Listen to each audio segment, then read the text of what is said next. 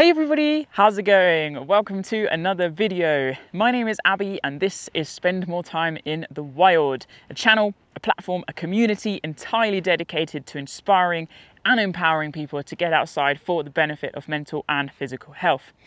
Now I'm here in the hills of the Swiss Alps and I've just been hiking for the last 10-12 days, whatever it was, and I just basically wanted to sort of drop by with some thoughts I've been having, essentially some tips and tricks for when you're out and about on the trail to make your life that little bit easier.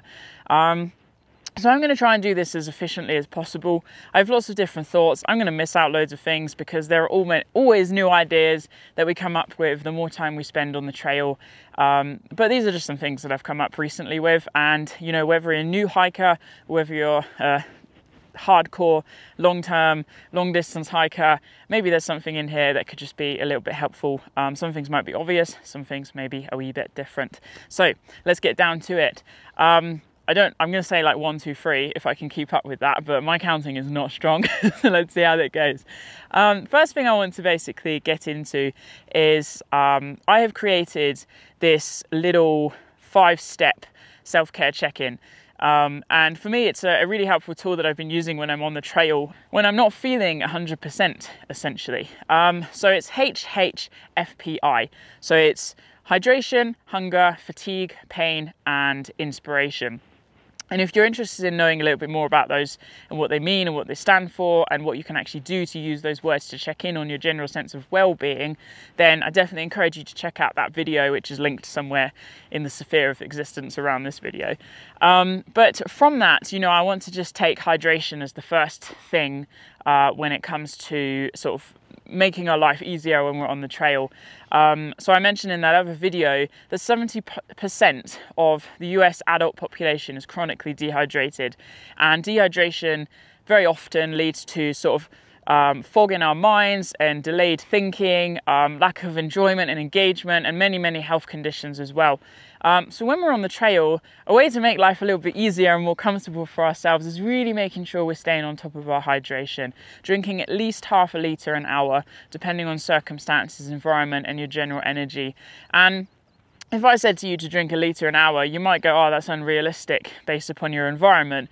But if you go, oh, that sounds like a lot, then it's very possible that potentially you're generally just not drinking enough when you are out on the trail. You know, if you strive to drink more and you don't quite make it, at least you're working towards a particular goal that is going to keep you hydrated based upon the amount of liquid that you're not just losing through sweat, but also generally physical exertion as you're breathing heavier as well. So tip number 1 is just staying on top of hydration. That's a very personal and individual thing. So that's that.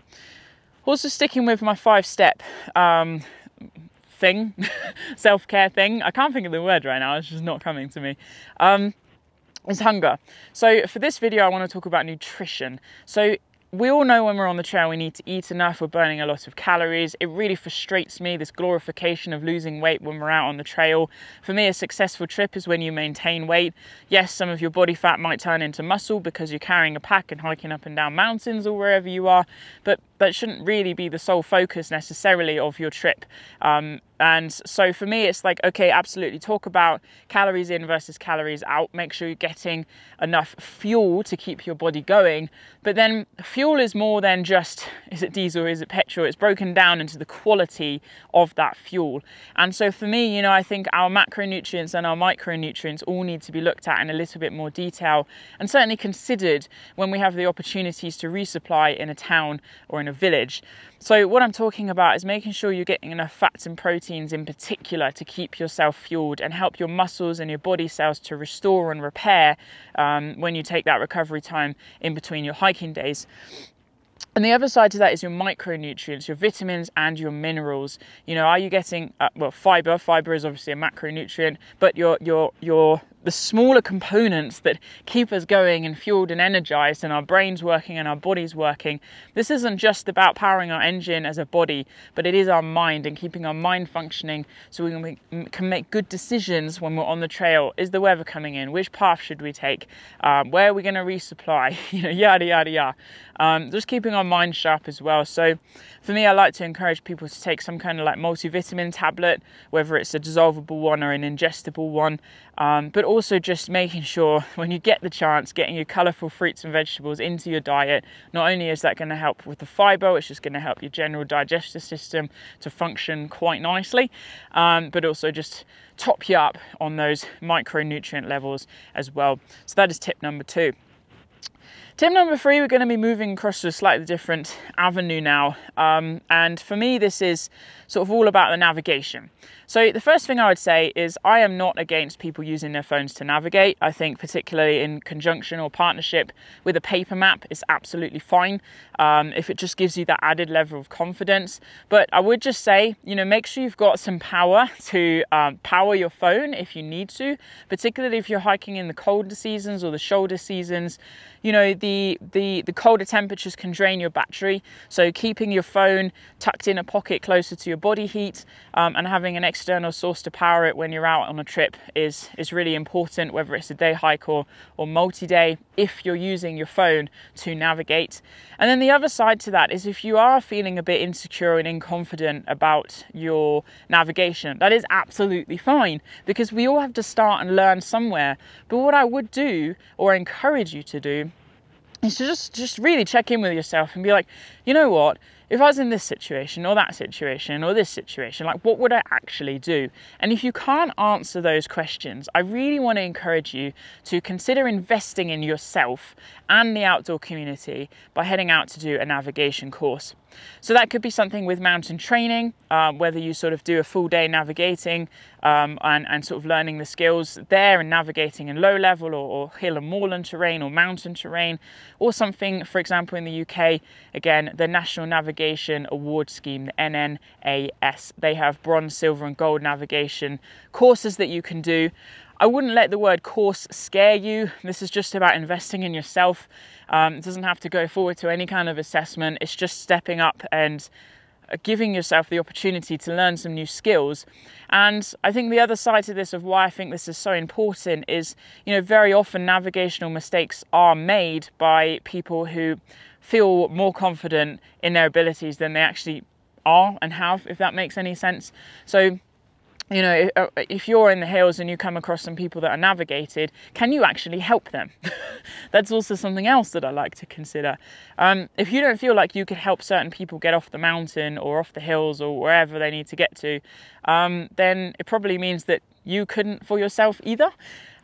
So basically, taking navigation a little bit further is an awesome thing to do.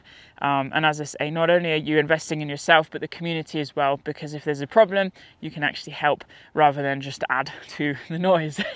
Okay, and the final thing I just want to say about navigation is actually knowing your escape routes. So often we go out on a walk and we just assume that we know exactly what we're going to do. It's going to be exactly fine. Everything's going to go to plan. But do you know what? Sometimes the weather does come in. Sometimes plans do have to change.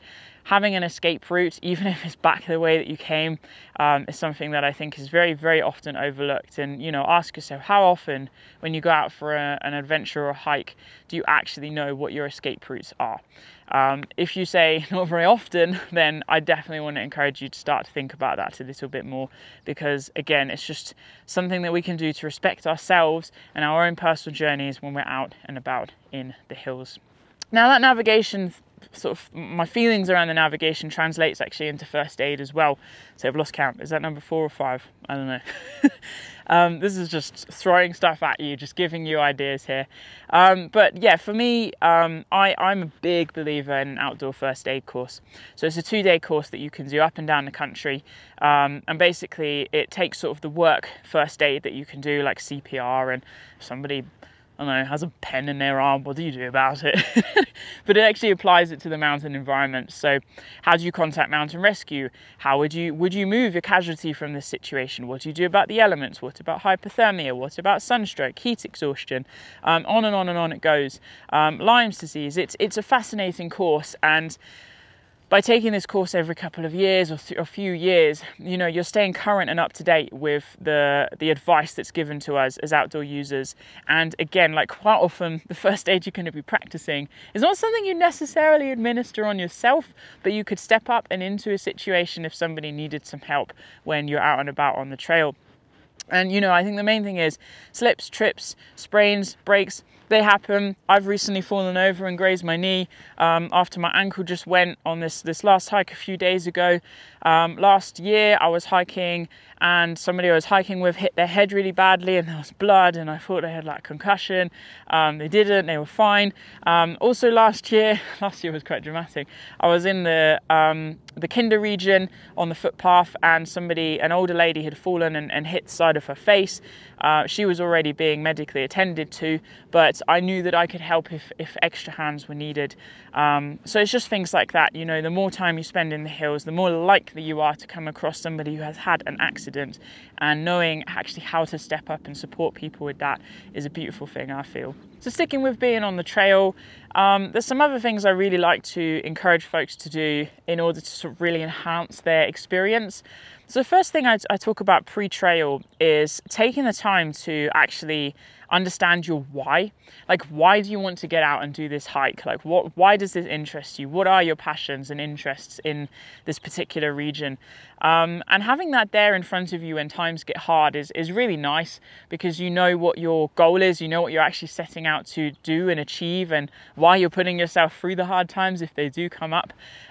So knowing a why and having a sense of purpose is really important. I think not just in the trail, but also day-to-day life. You know, there's so many times we just feel rubbish and sluggish just because we're not really feeling connected with any sense of meaning and purpose. And I think, you know, with the trail being an awesome metaphor for day-to-day life, these are tips that can translate in every single direction. If you get what I'm saying with that. So then the other thing as well is to really immerse yourself a little bit deeper again into your trail experience when you're actually out and about is the language. So yes, of course, I mean the language locally. If you're in another country, I think it's at least respectful to learn to say hello, goodbye, please, and thank you. Like, for example, I'm in French-speaking Switzerland right now. I'm finding the French really difficult. I learned French a lot when I was at school, but I'm currently learning German and Italian, and I'm finding it really difficult to flick into French, but I'm doing my best. So, you know, that's a really nice way to sort of show respect to locals, I think, and also to earn respect from locals as well, because people appreciate you making the effort. I always say when I go to a new country, I try and learn 3 new words. Yeah, that's not always successful because I find it really difficult taking in information sometimes, but I try my best. But it's not just the physical language of the people, it's the language of the land as well. It's the story of the land. So whether you're in the UK or hiking somewhere that's your home patch, or you're somewhere entirely different and wild, I think this is where your why can really come into play. It's like, what actually are you interested in? Is it wildflowers and flora? Is it the fauna, the animals? Is it the geology? Is it the geography? Is it the culture? Like, finding that particular niche interest and taking that curiosity with you onto the trail, I think it's an awesome thing to do, because you learn more. You're looking at the lay of the landscape in a different way. You're listening out for certain birds. You're looking for certain wildflowers. So for me, I talk a lot about wildflowers because I absolutely love them. And I've just been in the Italian Dolomites, where, did you know, there are over 1,400 species of wildflowers in the Dolomites, which makes up 1/5 of the entire flower population of Italy. It's bonkers. And it's just things like that that really blow my mind. And being immersed in that beauty is a phenomenal thing, just because I've been able to take it that little bit deeper with my own personal interest. Okay, on a slightly different aspect of this now, I want to talk about strength and conditioning. So when I worked as a personal trainer, quite often I'd say to somebody, if they want to get into a particular sport, is if you want to get good at that sport, do that sport. If you want to hike, hike. If you want to cycle, cycle. If you want to paraglide, paraglide, whatever. Like, obviously you have to do more if you want what you want to do to get better at it. But something we can really support our bodies with is strength and conditioning when we're off the trail, and indeed on the trail. So I'm just talking about like seriously focusing on our strength and our mobility and our motor skills. You know, focusing from our ankles, our feet, all the way up our body to our heads, making sure we've got good posture. Are we training our core, not just the front of our core? Everyone knows the 6-pack, but also our lower back. Are we doing any leg work to sort of really balance out the full muscles in our quads, for example, and our hamstrings and our calves? Are we making sure we're, you know, keeping our mobility good in our ankles so that they're good and supported? Are we training our upper body? Because obviously, you know, we're going to have a lot of weight on our shoulders, and really making sure that we're fit and strong and conditioned as an entire package, so that when we go onto the trail, everything is just more harmonized. There's not one weaker muscle than other, because we've been looking at our body as an functioning being, and everything needing to connect with one another to stay in a healthy and mobile sense. And I've already mentioned that sort of translating to when you're on the trail as well. I mean, how often after a hike do you actually stretch? Hands up. If you don't stretch much, I think just, again, bringing in some mobility. It doesn't need to be a full-on half an hour stretch down situation.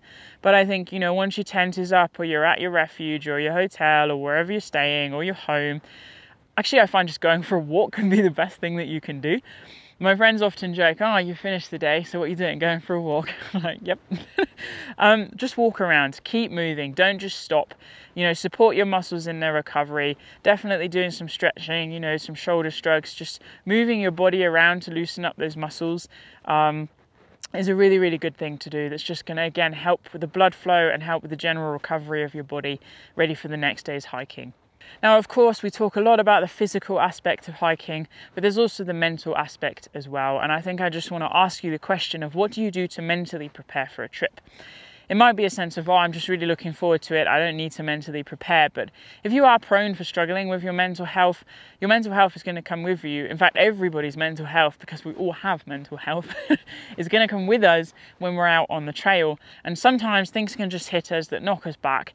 And, you know, for me, there are so many different things that we can do to look after our mental health when we're on the trail. But that why, and having that sense of purpose and meaning, that's going to help us push through, and my 5-step self-care check-in, it's just going to really help us to get grounded and into our bodies and connected as a whole, so that we can look after ourselves when things are feeling a little bit difficult. So as well as sort of stretching and cooling down with conditioning things at the end of the day, I think the other thing we need to really consider is our feet. Foot care is an absolute priority.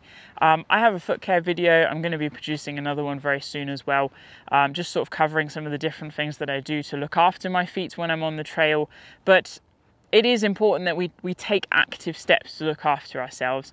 I think if we just walk along oblivious to the fatigue and the energy that's being used and fatigue that's being created, then, you know, we're walking into an injury. So the more we can do to intentionally take that time at the end of the day to check in on our body, particularly our feet, is going to really help us sort of with the sense of longevity and keeping going in a more sustainable way on the trail. All right, so I have a few more different subjects and things I want to cover. So the next one is kit. I'm not a big fan of this crazy ultralight, ultra expensive scene that seems to be popping up. It's almost uncool if you have a heavy backpack, and super cool and slick if you're doing like 30-mile days and carrying 10 kilograms, or even less, actually. This obsession about base weight and all of that, it drives me mad, because I think I 100% am on board with the fact that having a lighter pack is going to increase your enjoyment, and probably mean you can walk further if that's what you want to do. But I don't think there should be a financial barrier to getting outside. It frustrates me that so much focus is put on kit and not just actually getting out and trying things. I think kit for some people in certain mindsets can be used as an excuse to not go out. Oh, it's raining, I can't go because I haven't got my new waterproofs yet. Oh, it's too hot and sunny, I haven't got this particular hat yet. Or, oh, my rucksack is too heavy, I need one that's 500 grams lighter. It's like, it's just annoying because I don't think it's necessary. I think, you know, gratitude and appreciation for what you do have is an awesome thing. Like, of course, we do need to upgrade kit sometimes, and going lighter is definitely a nice thing. But I just want to encourage you to not glorify having the most expensive and lightest kit, because it's just not what's required in order to have an awesome time out in the hills. No matter whether you go out in the hills with a heavy pack or a light pack, you're going to have a story to tell, and you're having your own personal adventure. And do you know what? Sometimes we need a bit of grit and determination, and we need a bit of struggle in order to get to the other side of that, for the personal growth journey to actually happen. You know, for me, I do have a lot of light kit, But the reason why is because I'm a filmmaker and I carry about 5 to 6 kilograms extra of camera kit. And you know what, my pack is heavy and I do struggle with it sometimes. So then I find myself falling into the trap of, oh, maybe I can spend another couple £100 more and get an even lighter sleeping mat by 30 grams. And it's very unnecessary. And I see it in this trap of a sort of materialistic commercialism world that I just don't think is necessary in the hiking scene under certain circumstances and people's situations. So hopefully, if you're finding yourself struggling with that, this could be a letting go and a freeing and an excuse to just drop all of that and just get out and grab your backpack with what you've got. You know, the other thing as well is, what I like to say to people on the walks that I run is, you know, so long as you're not wearing cotton, if it's sports clothes, you're pretty much okay. Because they're synthetic, they're designed to wick moisture away. Some t-shirts might be heavier than others, some might not be the best colour than others, but it doesn't matter. They're all functioning in the same way and keeping you safe on the trail. And I suppose, you know, safety is a really, really important thing to consider. If you're safe, crack on. So next up is actually just taking the time, or I want to encourage you to take the time to connect with other people when you're on the trail. You know, when we're out hiking, we all have sort of that common goal of the fact that we're just in this experience and we're journeying from A to B on foot. And I just find it's amazing. Like, everybody is so friendly and welcoming, and you know, it doesn't matter what people do for work, because the question is, where are you going? Where have you come from? What are you doing out here? And I love that because, you know, for me, being in nature doesn't judge who we are. It doesn't care about our struggles and our difficulties and what we're proud of and our egos.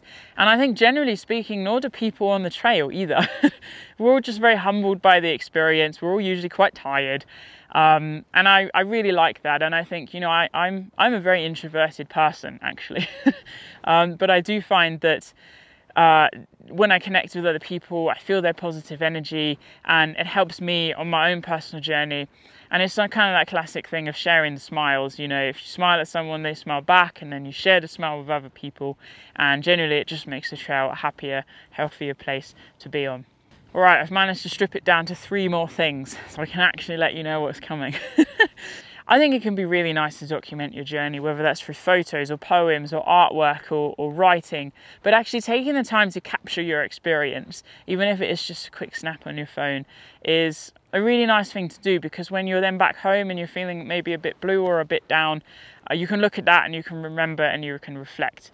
But I also am a big believer in tactile things, and I think absolutely put some posts on Instagram, do what you want to do, but I think it's a very honourable thing to do, to take those photos and maybe make a photo book or a scrapbook or something that you can actually pick up and look at when you're back home, to remind yourself of the journey that you've just gone through and what you've achieved, because it's just nice, and it takes it the extra bit further, and it shows a bit more respect to your journey and the person that you were on that journey by having something like the writing or the pictures or whatever to look at. Like, sometimes I write songs about my hikes, but I just think, you know, really capturing things for what they are and not just letting them go because your trip is over. It's like, cool, on to the next thing. So honour your journey and take the time to really dwell in what it was through some kind of creative endeavour. But that being said, I'm very, very enthusiastic about leave no trace. So, you know, when we're out and about on the trail, pretty much the only thing we should be leaving is footprints. Taking photos is a really nice way to capture our experience, but just educating yourself on the leave no trace principles is actually hopefully going to make you feel even more connected to the landscape, because you know you're intentionally being careful to protect it for future generations and the wildlife to come. So leave no trace, definitely check that out. If you don't know what the principles are, it's time to get to know them. Okay, so my final tip and trick is actually to do with when you finish the trail. It is not uncommon to get home after a trip, particularly one that's been very sensory, maybe another country, it's challenged you in different ways, to feel a little bit low, to feel a bit blue. And the way I like to sort of explain this and also help people understand this is, in day-to-day life, we're all sort of puzzle pieces, we slot together, and that's our story. But when you go onto the trail, you go through these experiences and you change slightly. Your puzzle piece changes slightly through the hardships that you've gone through and the things that you've enjoyed and what you've learned about yourself. And you come back home and your piece doesn't quite fit into the slot that you left behind. So it feels a little bit uncomfortable. And I think also, you know, the trail is very often very simple, and we come back to life and there's a lot of noise, you know, there's all this advertisement, there's these things we don't want in our face, in our minds all the time. And it's very, very difficult to escape that. So the first thing I would say is just acknowledging what you're feeling. It's absolutely okay to feel a bit rubbish. It's very common to feel a bit rubbish. But I think what you can actually do about that is identifying what it was about the trail that has really fulfilled you. Was it the people? Was it the fact that you were outside all the time? Was it the fact that you were moving all day? Was it the fact that you enjoyed the creative process or seeing new places? Was it something entirely different? You know, the learning. Whatever you can though, if you can identify something, bringing that into your day-to-day life is an amazing thing. If it is the fact that you just like being outside, then how can you factor in more outside time? Is it the fact that you enjoyed learning about new things? How can you carry that on when you're off the trail? So actually being intentional about supporting yourself through that journey.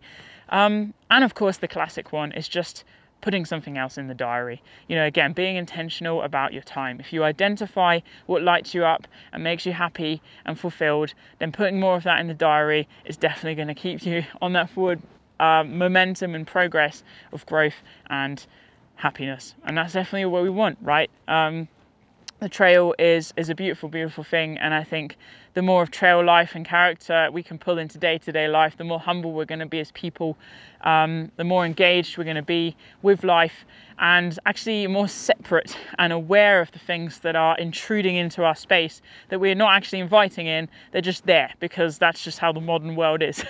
So we can be more intentional about our time and what we're actually choosing to take in and what we're choosing to hold out in order to protect our overall sense of well-being. Because you know what, life is short, and if there's anything we can do to empower ourselves, then we definitely need to be doing it.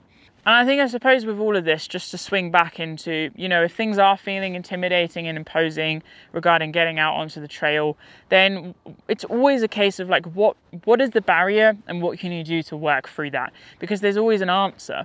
Sometimes it just takes a bit of digging. You know, is it about hiking with a friend? Is it that you're scared of wild camping and, you know, you need to identify what's going on there? Is it that, you know, you don't want to carry the heavy bag? Like, whatever it is, are you worried about the weather? Are you worried about navigation? Like, there's always a practical solution, but it's just about giving yourself the time to go through that journey. And it's exactly the same afterwards, because the journey of the trail continues for as long as life continues. So I do hope that this has been helpful. It's definitely been a bit of a whirlwind, lots of thoughts and feelings, but as I say, I was just in this beautiful place and I just felt like sharing the backdrop and sharing some of the thoughts I've been having recently with you, in case they can help you throughout this season's hiking.